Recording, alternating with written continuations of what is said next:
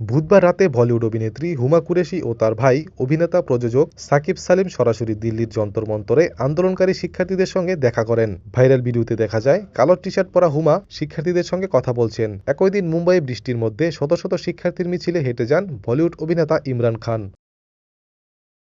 সালমান খান ইনস্টাগ্রামে শিক্ষার্থীদের সমর্থনে পোস্ট দিয়ে প্রশ্নপত্র ফাঁসকে অত্যন্ত গুরুতর সমস্যা বলে উল্লেখ করেছেন। তিনি শান্তিপূর্ণ আন্দোলনরত শিক্ষার্থীদের প্রশংসা করে বলেন, এই আন্দোলনকে রাজনৈতিক রূপ দেওয়া উচিত নয়। পাঞ্জাবি গায়ক অভিনেতা দিলজিৎ দোসাঞ্জ ইনস্টাগ্রামে পুলিশ হামলার সমালোচনা করে বলেন, শিক্ষার্থীদের ক্ষোভ শোনা উচিত।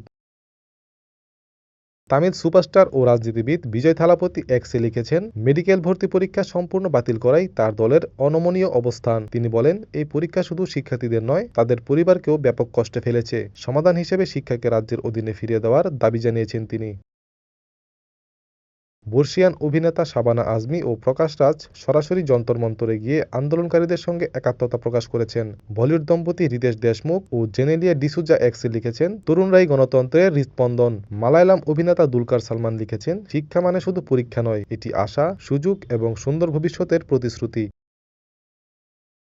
অভিনেত্রী অদিতি রাও হায়দারি বলেছেন, কষ্টে থাকা মানুষের পাশে দাঁড়ানো কোনো রাজনৈতিক এজেন্ডা নয়, এটি মানবিক দায়িত্ব। নির্মাতা পূজা ভাট প্রশ্ন তুলেছেন, শিক্ষার্থীদের দাবির জবাব বল প্রয়োগে নয়, সংলাপে দেওয়া উচিত। নির্মাতা ইমতিয়াজ আলী, নন্দিতা দাস, সোনাক্ষী সিনহা, নিমরত কৌর, জিনাত আমান, অনুরাগ কৈশব, রত্না পাঠক শাহ, অভয় দেওয়াল ও উমি বৈদ্যও সমর্থন জানিয়েছেন।